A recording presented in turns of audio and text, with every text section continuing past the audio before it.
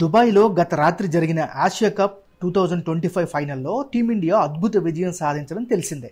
చిరకాల ప్రత్యర్థి పాకిస్తాన్ను ఓడించి 9వసారి కప్ కైవసం చేసుకోవడంలో తెలుగు క్రికెటర్ తిలక్ వర్మ ప్రధాన పాత్ర పోషించాడు. మ్యాచ్ అనంతరం ఆసక్తికర దృశ్యం ఆవిష్కృతమైంది. తన క్యాప్ను తిలక్ వర్మ ఏపీ విద్యా ఐటీ శాఖ మంత్రి నారా లోకేష్కు కానుకగా ఇచ్చాడు.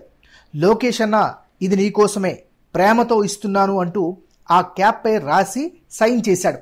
ఈ మేరకు వీడియో పంపించాడు. దీనిపై మంత్రి నారా లోకేష్ స్పందించాడు. తిలక్ వర్మ అభిమానం తనను ముగ్ధుణ్ణి చేసిందని పేర్కొన్నాడు. తమ్ముడు, నీ ప్రేమ పట్ల ఎంతో సంతోషిస్తున్నాను.